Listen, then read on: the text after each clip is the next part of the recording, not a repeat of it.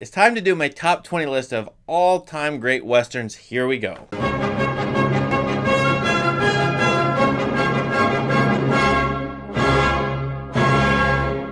A few caveats before we start. This list is for fun, and I'm trying to give you, the viewer, suggestions. If you haven't seen these movies, you might want to go see them. This is based on my personal bias of what I think a good western is. I think good westerns have to be very complex. Characters have to be very complex.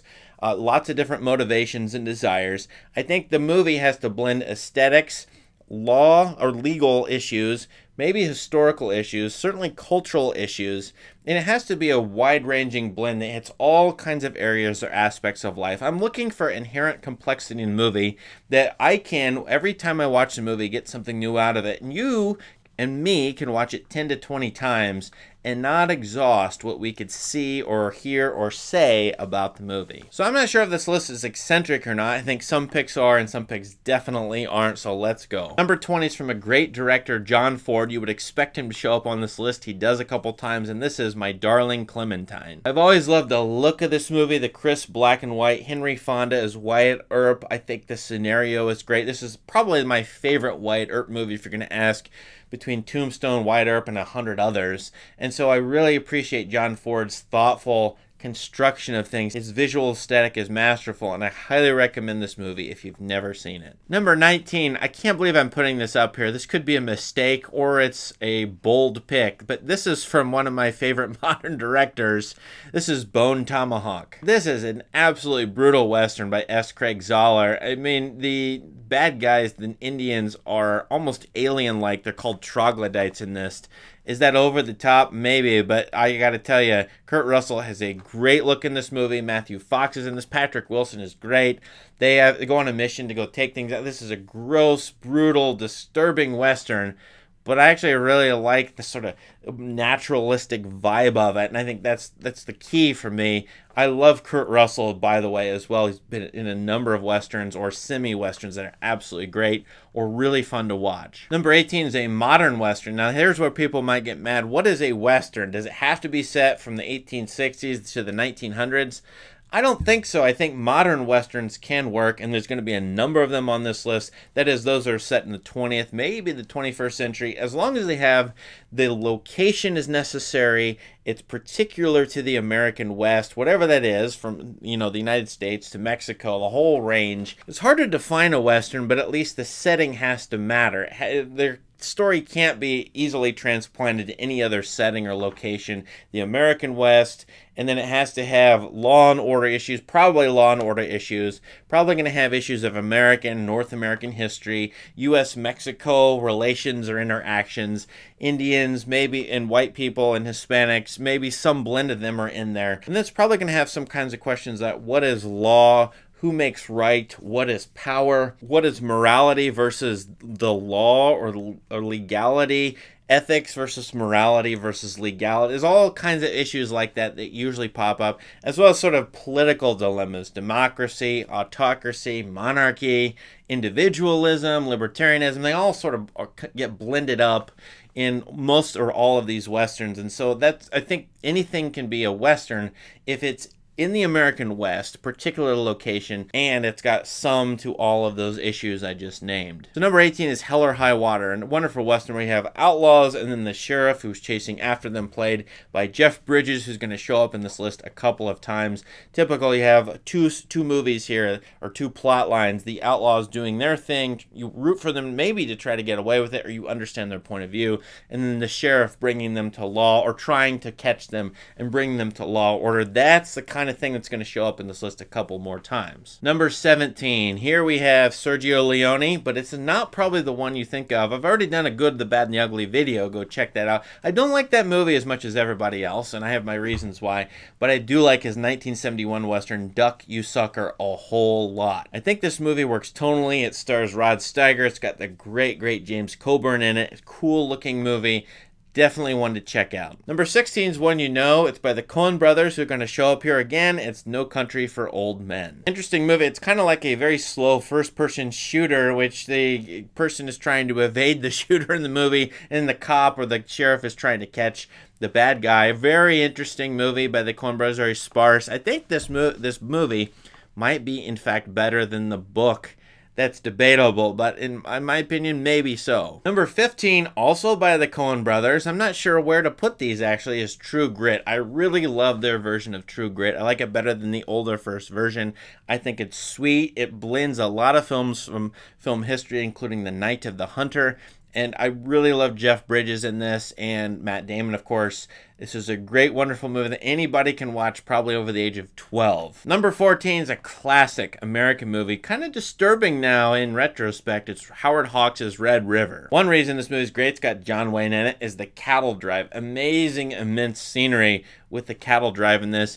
And I must mention Walter Brennan, one of the great actors of all time, bit actors of all time at least, not starring roles, but at least in a bit part or in a side part. He's in this movie. Look up all the Academy Awards he won, but I just love Walter Brennan. Red River is a great movie. Number 13. Now, I may be overrating this movie, but when I saw it, I was blown away. I really loved it. Scott Cooper, one of my favorite modern directors, did Hostiles, starring one of my favorite actors, Christian Bale. The movie references The Searchers throughout. It's got the classic sort of American and Indian dynamic and debate and tension. It's wonderful stuff. It's a very bleak, I think, middle-aged man sort of movie, as I wrote in my original review, but I really like this movie a lot. It may drop down on this list as I reconsider things, but I think modern Westerns, the good ones, are really, really good. Number 12, very quirky movie, different sort of movie by Jim Jarmusch with Johnny Depp. And this is a straight character.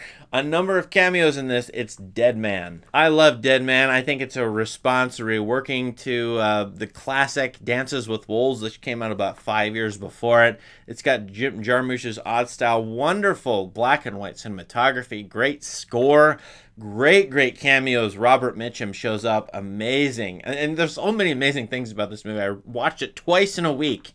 When I first saw it, I loved it that much. I still love it. Dead Man. Number 11 is a classic. If you don't know this movie, you really don't know Westerns, and the book is really good too. This is Shane, starring Alan Ladd. Shane is about the passing away of Western heroes, or sort of, but it's also celebrating them and maybe hoping they'll come back.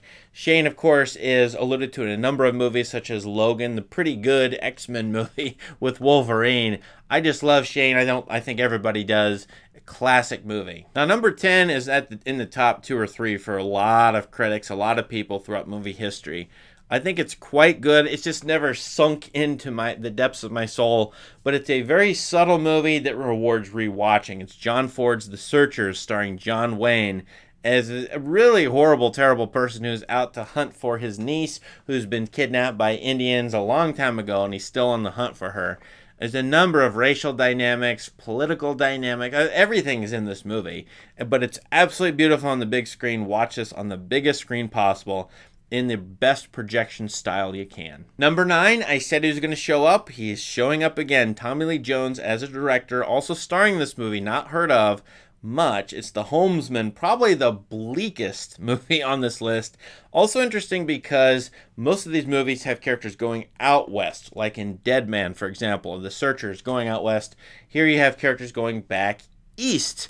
And the reasons why, well, you just have to watch the movie. This heavily involves a female as well, which is pretty rare for my list as I look at my list. Probably not enough females in here, but Westerns of old tended to not have as many females or female interactions. Anyway, I just love The Homesman, but you gotta stomach perhaps nihilism or some of the bleakest thoughts you can possibly think of when you watch this movie. Number 8 is a very fun movie. I highly recommend it for sort of a more comedic, upbeat movie in this list. It's Destry Rides Again, starring Jimmy Stewart in an interesting premise as a sheriff who is going to be the new sheriff of a town, which is it has a lot of rascals in it, a lot of rootin' tootin' stuff, but he has no gun. And he decides he's going to have no gun and still order the town. Can he do it? Check this movie out. It's in the Criterion Collection. Number 7, I just realized they're in this list 3 times. I can't believe it. Now, to me, number 7 is their best movie, or one of their best. I think it's their best Western, the Coen Brothers. It's The Ballad of Buster Scruggs, available only on Netflix. But this is an anthology movie, and the Coen brothers are spanning all kinds of subgenres and tones in Westerns with 6 different stories. The problem with anthology movies is you might like 2 or 3 of the 6 stories, but may not like the other 3. I think the thing is you have to watch the whole thing together and see how the 6 stories interact and think about it. And that makes the whole movie even better. The whole is better than some of its parts. So The Ballad of Buster Scruggs. If you know Western movie history, I think The Ballad of Buster Scruggs is going to watch even better than it does if you don't. So I recommend it to everybody, but especially if you've seen a number of the movies on this list. Number 6, the only movie directed by this person, Marlon Brando. He starred in the movie, and here he's in One-Eyed Jacks, this movie with Carl Malden in it, and he's an outlaw going into town, and his old buddy, his old outlaw partner, you have to see the movie to understand it, but is this sheriff, and there's a great tension between them. Very melodramatic movie by Brando, who shot this in the coastal California. You see all the waves crashing onto the shore. I love Brando. I love him in this particularly, and you can see his eye as a director was absolutely great. We wish he could have made another movie. He didn't, but we do have one. It's this one. Now, the last 5 movies in my list, you could just choose which in any order. I don't really care. I probably like number 1 where it is. But number 5 is by Clint Eastwood, who we have not mentioned in here. He directed this movie and stars in it. It's Unforgiven. Unforgiven is a very thoughtful Western. It's really complex. It's very dark and disturbing. It deserves all the accolades it has. I just rewatched it pretty recently, and I was blown away by it, thinking about what it's about, how all the things that it could be about.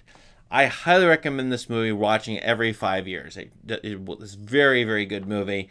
Great job by Eastwood as director here. It's probably his best work, perhaps. Number 4 is a classic movie. Everyone needs to watch this movie to understand movie history.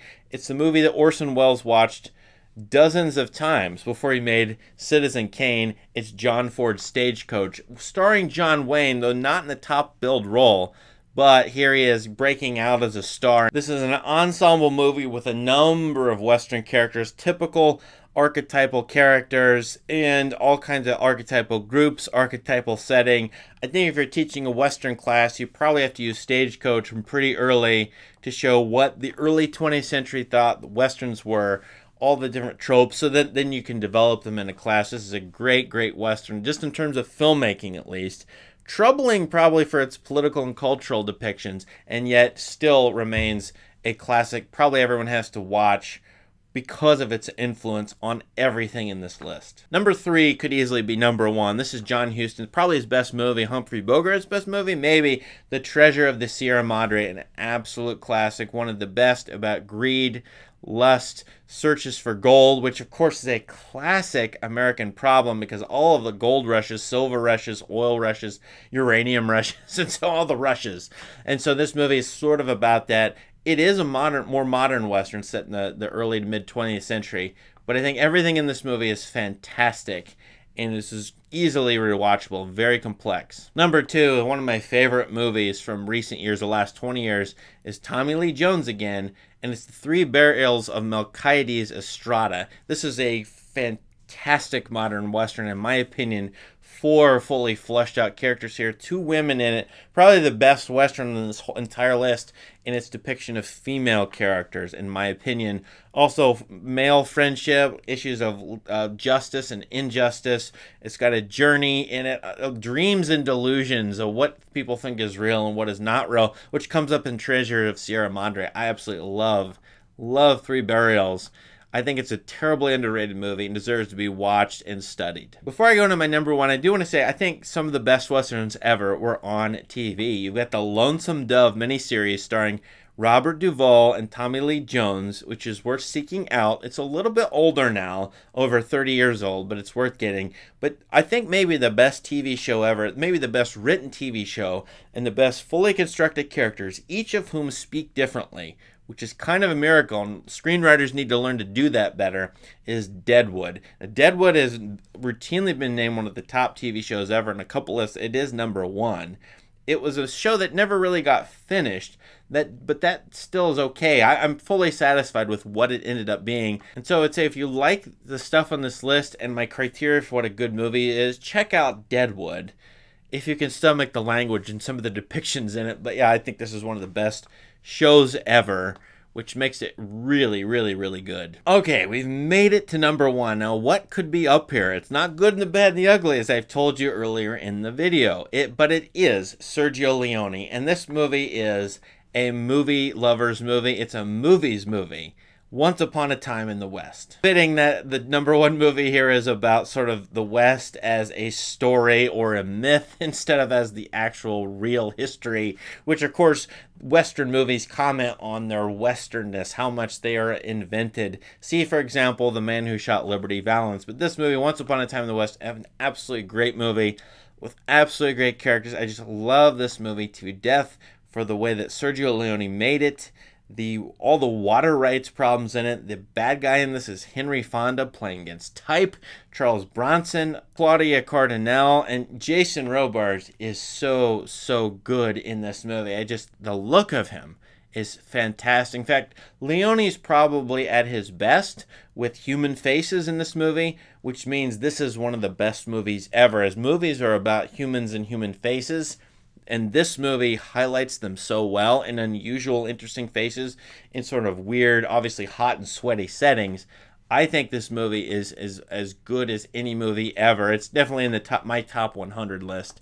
And so this is a best Western, in my opinion, one of the best. What's your list of the best Westerns ever? What would you say they are? Give us a list. Remember that my list is personal. It may change. In 10 years, I may end up hating this list and completely revising it or altering it somewhat, and I probably would. So please be kind when you comment here as to my personal list, but give us your list. What are your best Westerns ever? And now, viewers, anybody watching this video can scour the comments, and I suggest you do because it got many good commenters on this channel. Please subscribe to this channel for more great content. Thank you and have a great day. I want to go through a list of honorable mentions. These are Westerns that are not quite in my top 20, but I do like them a lot. You've got Leone's For a Few Dollars More, the second movie in his spaghetti Western trilogy. Sam Peckinpah, you can go to The Wild Bunch. I really like Ride the High Country. There are a number of Peckinpah Westerns that we could say here, but Ride the High Country is worth checking out. 3:10 to Yuma is great. Jimmy Stewart in a number of great Westerns. I love The Man from Laramie by Anthony Mann, and Anthony Mann is a Western movie director you should check out. And Pale Rider is very good, also The Outlaw of Josie Wales. He's got a number of pretty good Westerns that he directed as well as starred in.